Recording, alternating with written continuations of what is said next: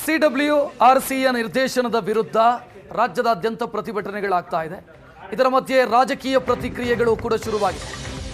BJP ರಾಜ್ಯಾಧ್ಯಕ್ಷ BY Vijayendra ಮಾತನಾಡಿದ್ದಾರೆ. ಈ ತೀರ್ಮಾನ ರೈತರ ಪಾಲಿಗೆ ಗಾಯದ ಮೇಲೆ ಬರೆ ಎಳೆದಂತಾಗಿದೆ. 31ನೇ ತಾರೀಕು ನಾವು ಮಂಡ್ಯದಲ್ಲಿ ಪ್ರತಿಭಟನೆ ಮಾಡ್ತೀವಿ. ತಮಿಳುನಾಡಿನ ಮುಖ್ಯಮಂತ್ರಿಯನ್ನ ಖುಷಿಪಡಿಸೋದಕ್ಕೆ ರಾಜ್ಯ ಸರ್ಕಾರ ಪ್ರಯತ್ನಿಸ್ತಾ ಇದೆ. ವಾಟರ್ ರೆಗ್ಯುಲೇಷನ್ ಕಮಿಟಿ CWRC ಕೊಟ್ಟಿರ್ತಕ್ಕಂಥ ತೀರ್ಮಾನ ಕಾವೇರಿ ಕೊಳ್ಳದ ರೈತರಿಗೆ ಬರ ಎಳೆದಂತೆ ಆಗಿದೆ. ಏನು ರಾಜ್ಯದ ಮುಖ್ಯಮಂತ್ರಿಗಳು ರೈತರಿಗೆ ಶಕ್ತಿನ ತುಂಬಬೇಕಾಗಿತ್ತೋ ಸ್ವತಃ ಮುಖ್ಯಮಂತ್ರಿಗಳೇ ರೈತರ ಆತ್ಮಸ್ಥೈರ್ಯವನ್ನು ಕುಗ್ಗಿಸುವಂಥ ಕೆಲಸ ಮಾಡಿದರು.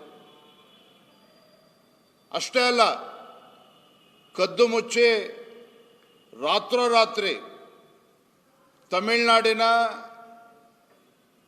ಮುಖ್ಯಮಂತ್ರಿಗಳಿಗೆ ಖುಷಿಪಡಿಸಬೇಕು ಅಂತ ಹೇಳಿ ನಮ್ಮ ರಾಜ್ಯದ ರೈತರಿಗೆ, ಕಾವೇರಿ ಕೊಳ್ಳದ ರೈತರಿಗೆ ಅನ್ಯಾಯ ಮಾಡಿ ರಾತ್ರೋರಾತ್ರಿ ನೀರು ಬಿಡುವಂಥ ಕೆಲಸ ಮಾಡಿದ್ರಲ್ಲ ಮಾನ್ಯ ಮುಖ್ಯಮಂತ್ರಿಗಳೇ.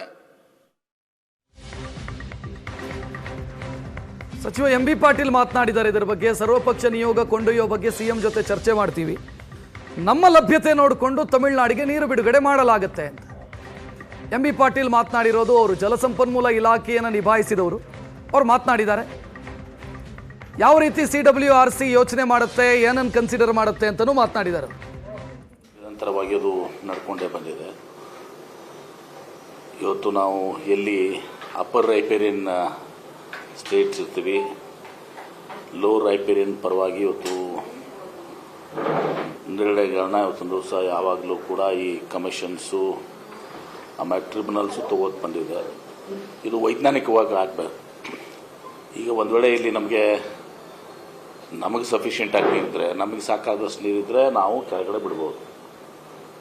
ಆದರೆ ಅಂತಿಮ ಆದೇಶನೂ ಕೂಡ ಅದೇ ಹೇಳ್ತದೆ. ಬೆಳಗುಂದ್ರದಲ್ಲಿ 172 TMCಯನ್ನು ಸಾಮಾನ್ಯ ವರ್ಷದಲ್ಲಿ, ನಾರ್ಮಲ್ ಇಯರ್ದಲ್ಲಿ, ಕ್ರೈಸಿಸ್ನಲ್ಲೇ ಅವತ್ತೊಂದು ದಿವಸ ಪ್ರಪೋರ್ಷನೇಟ್ ಆಗಿ ಇವತ್ತೊಂದು ದಿವಸ ಇದು ಮಾಡಬೇಕು ಅಂತ ಹೇಳಿ.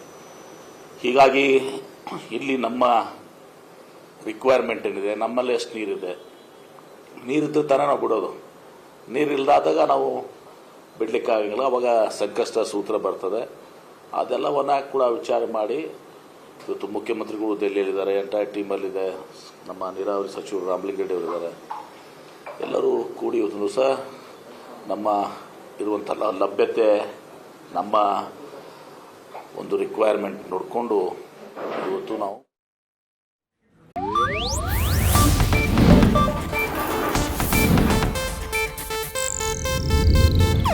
ಇದು ಏಷ್ಯಾನೆಟ್ ನ್ಯೂಸ್ ನೆಟ್ವರ್ಕ್ ಪ್ರಸ್ತುತಿ.